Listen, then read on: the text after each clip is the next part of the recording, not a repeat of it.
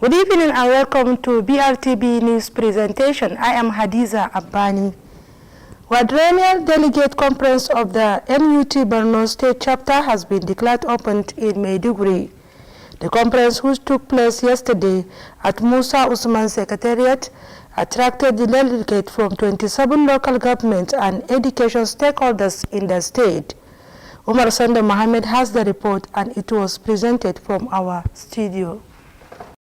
Declaring the conference open, the state governor, Professor Babagana Umar said his administration will continue to encourage teachers by prompt payment of their allowances, gratuities, and full implementation of 30,000 naira minimum wage, as well as provision of accommodation and other incentives to teachers. The governor, who was represented by the permanent member with the State Universal Basic Education Board, Alhaji Habuda Jas, said teaching profession is the basis of any meaningful progress and assured to provide all the basic infrastructures within the available resources of the states, calling on the delegates to conduct themselves peacefully to ensure the success of the conference. Speaking at the occasion, the national president of the Nigeria Union of Teachers, Comrade Audu Titus Amba, represented by the national vice president, Comrade Mohammed Ambali, the controller of the Federal Ministry of Labor in the state, Alhaji Ibrahim Abubakar, represented by Falmata Mele, said the provision of basic facilities embarked upon by the state government is aimed at enhancing the economy of the state. The Commissioner for Education,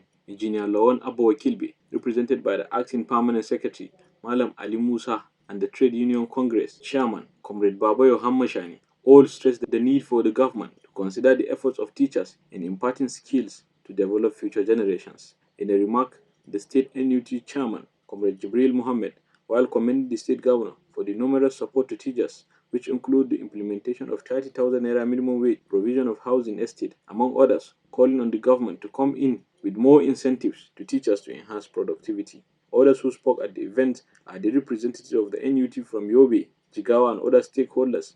All described the values of the teaching profession in societal development.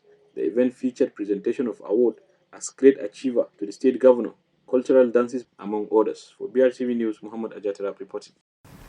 Borno Rural Water Supply and Sanitation Agency, RUWASA, has organized a capacity building training for nutrition workers to address malnutrition. The event, which took place at Aimani Event Center, Maiduguri, drew participants from the 27 local government areas of the state. Abdullahi Kairallah has more on the story.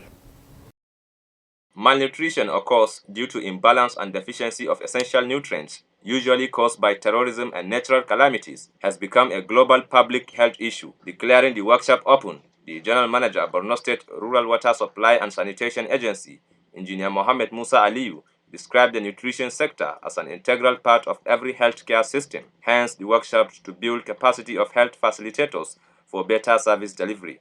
Represented by the Director Operations and Maintenance of the agency, Engineer Babagana Saat, pointed out that the agency, through inclusive basic service delivery and livelihood empowerment integrated project, had in 2020 built various healthcare centers and trained its manpower, which has contributed in no small measure in meeting the needs of the people. This training is also in line with the 25-year developmental plan of the Borno State government, and is also in line with the achievement of Nigeria of the SDGs. You know, the SDG 2 is talking about zero hunger in 2030. So this kind of training is in line to make Nigeria go on track. He added that combating malnutrition is in line with the United Nations Sustainable Development Goals and the 25-year development plan of the state government, while thanking Governor Babagana Omarazlum for approving the project and described him as a leader who is committed to the Borno project. Also speaking, the representative of the Borno State Primary Healthcare Development Agency, Goni Alhaji Abacha, commended the General Manager Ruwasa for sustaining the series of life-saving interventions that touches the lives of people positively in different respects, and described the workshop as timely, considering the vulnerability of children to be malnourished due to insurgency. He equally charged the participants to put the knowledge acquired into practice with a view to eradicating the scourge.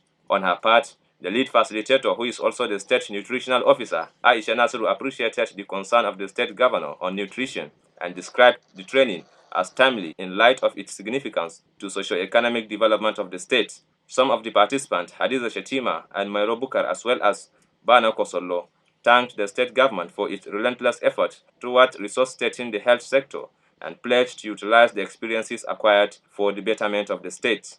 Abdullah Khairallah, Brtv News. Fish farming has been described as a sector capable of triggering socio-economic development of the state. This came to the fore at a 5-day workshop which is designed to train 200 low-skilled fish farming organized by Borno State Rural Water Supply and Sanitation Agency. The event was held at the Academy Hall, Ramat Polytechnic, Maiduguri. Abdullah Khairallah completes the report. Fish farming is now a venture that attracts government and individuals due to its economic viability, and it is against this background that the Borno State Rural Water Supply and Sanitation Agency sustained its effort of boosting the sector by organizing capacity building training and provision of starter packs to fish farmers across the states. Speaking at the occasion, the General Manager, Engineer Mohammed Musa Aliu, said the importance of resuscitating fish farming in the state cannot be overstated due to setback in socio-economic activities posed by the Ethiopia insurgency, which crippled the means of livelihood of many, saying the sector is capable of driving socio-economic development if properly harnessed. Represented by the Director of Operations and Maintenance of the agency, Engineer Babagana Saat commended the state governor for approving the project and his tremendous commitment towards revamping the economic base of the state, while charging the participants to seize this opportunity and learn modern fish farming techniques, which he observed will go a long way in maximizing their profits and productivity. I would like to thank the Executive Governor of Borno State, Professor Babagana Umar Zulum, for giving us the approval, the kind approval, the gracious approval to conduct this great training. This training cannot be overemphasized because of what is going to follow after the training.